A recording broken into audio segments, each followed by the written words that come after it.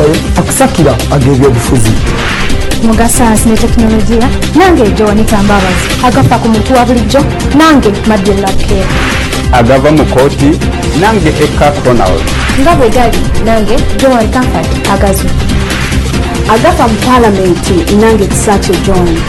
Amawulire ag'ebyobufuzi ag'eddiini ag'ebyemizannyo wonna mu malingirire buli ssaawa 2 ez'akawungeezi.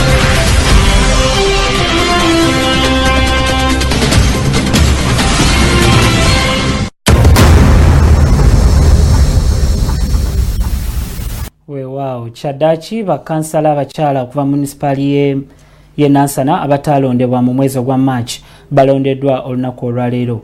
Wadde okulonda kubadde kwa musolesole nga abalonzi tebalabise bulungi, omu ku bo Nakalema asobodde okunywamu bannakendo ku bululu 991.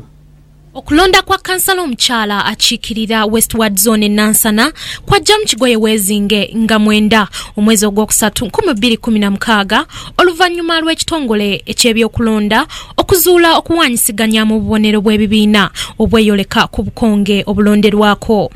Kino kyawaliriza akakiiko k'ebyokulonda okwongezayo okulonda kuno mpaka olunaku olwaleero.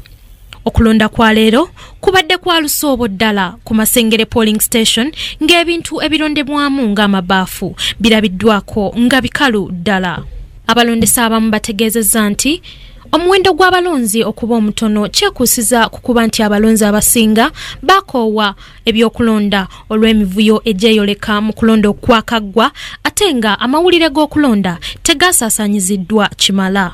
Balonda akalulu akasooka kavaamu ebyo bye baali basuubira.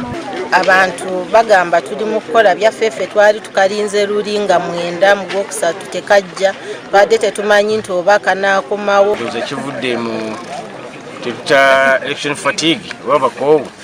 Kubavuganya ku kifo kya kansala omukyala kuliko Ndagire Saala Kaya owa FDC, Namala Allen owa DP ne Tracy Kiguli owa NRM. Bano balaze obutali mumativu n'ekitongole ky'ebyokulonda olw'okwesuulirayo gwa Nagamba ne kitassaamu maanyi mu kukunga abalonzi era nga kino kye kiviiriddeko omuwendo gw'abalonzi okuba omutono.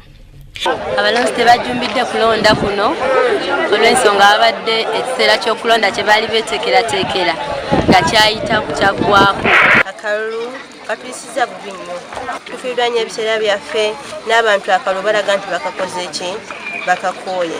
Electoral Commission temubadde maanyi nti eranze nnyo abantu okumanya nti waliyo akalulu. Nawankubadde abalonzi babadde batono ddala, yo poliisi esimbye amakanda ku Masengere polling station okwongera okukuuma eddembe.